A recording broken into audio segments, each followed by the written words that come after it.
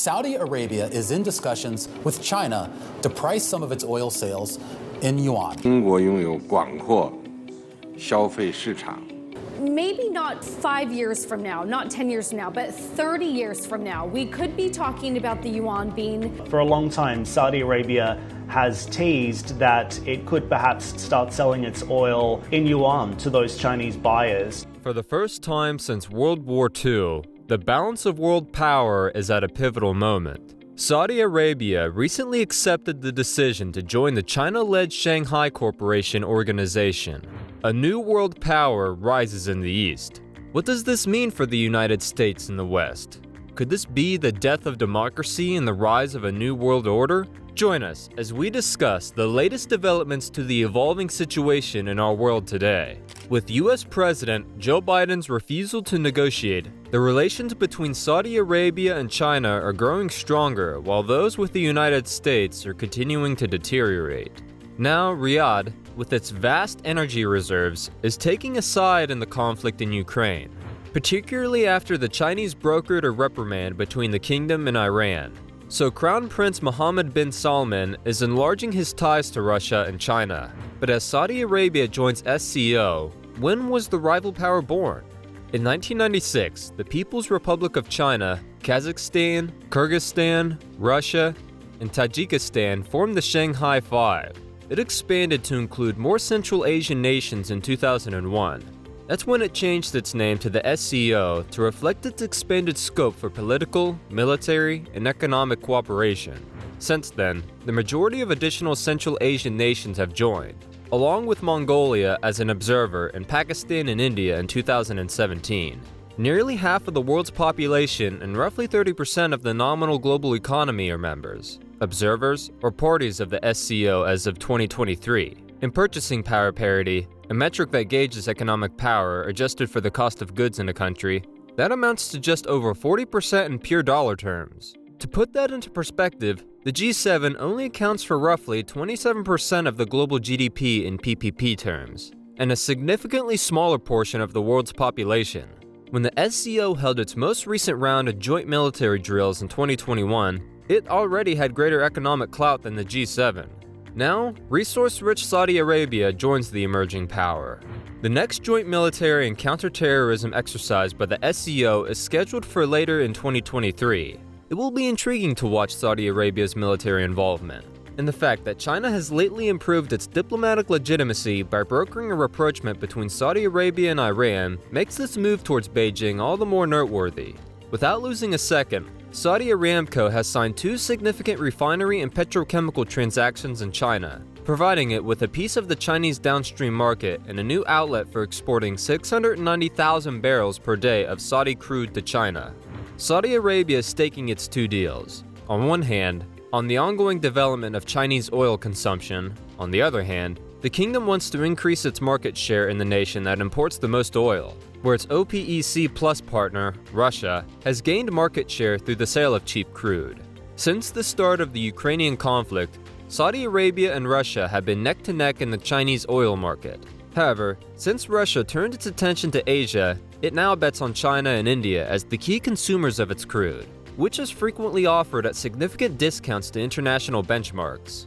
Saudi Arabia guarantees a portion of the Chinese market by selling its crude oil under long-term contracts. But Russia, which shifted its crude and fuel sales to Asia in response to Western sanctions, is now selling its oil at a discount and may draw in more Chinese consumers who disregard the G7 price caps. In January and February, Russia overtook Saudi Arabia as China's top crude oil supplier, and Saudi Arabia had previously held that position. China increased its purchases of cheap Russian crude oil last year at prices below global benchmarks. According to data from China's General Administration of Customs, which was published by Reuters, Chinese imports of oil from Russia increased by 23.8% year over year to 1.94 million BPD in January and February 2023.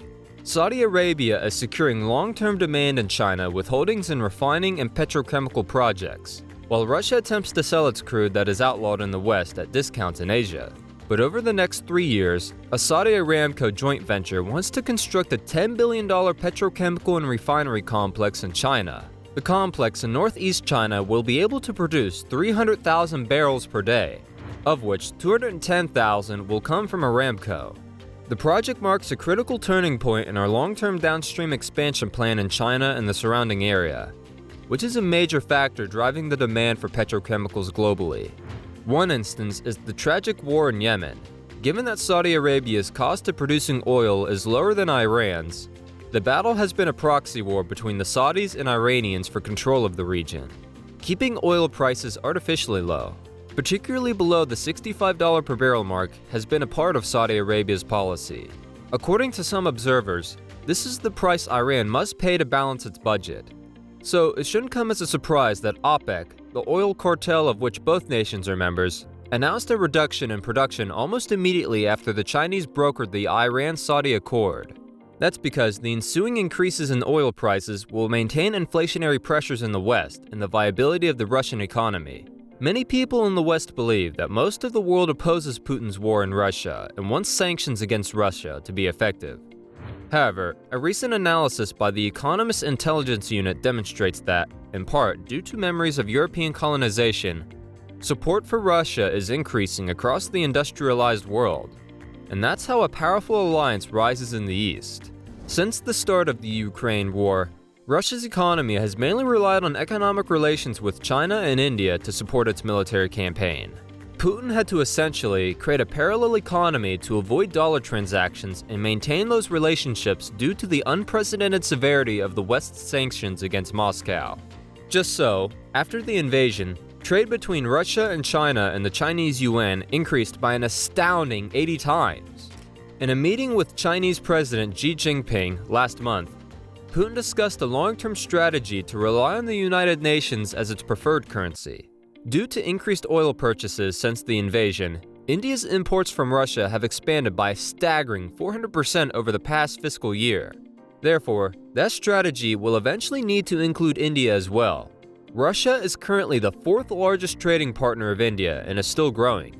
It comes at no surprise that Patrushev has been joined on his trip by the chairman of Rosneft, the Russian state-owned oil company that struck an agreement with the Indian Oil Corporation to enhance supply.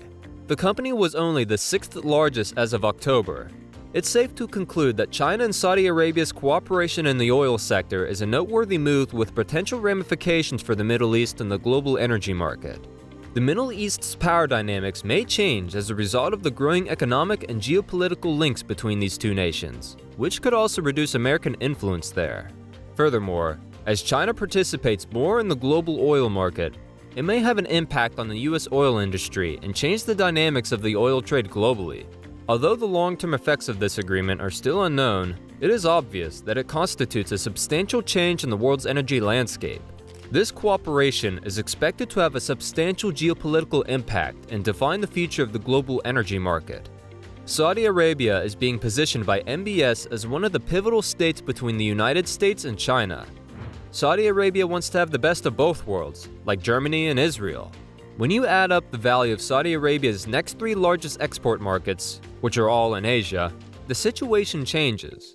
In 2022, the US purchased 14% of Saudi Arabia's exports, China 12%, South Korea 10%, Japan 13%, and India 8%. These figures total 43% of Saudi exports, which is 3 times the amount going to the United States. Asia's demand will continue to rise and the economic shift in Saudi Arabia has already taken place. Saudi Arabia just became an observer of the Shanghai Cooperation Organization, sponsored by China. They will then become involved members. The days of the petrodollar are numbered, as discussions with China about selling oil for the Chinese yen instead of US dollars are still ongoing. Israel is developing in the same direction as America, which continues to be Israel's top export market and also provides for its most sophisticated defense requirements. Israel exported $14.5 billion to Asia in 2021, on par with Saudi Arabia. By the end of the decade, Asia, not the United States, is expected to be Israel's main market, and these numbers will only continue to climb. Israel has tried to stay out of the conflict in Ukraine in order to maintain its strategic connections with Russia. This has clear geopolitical ramifications for the US-Israel alliance. If the United States and China continue on their collision course, Israel will be in a similar situation. Why choose when you can have both? Thanks for watching this video. Don't forget to like, share, and subscribe to our YouTube channel. See you next time. Stay tuned.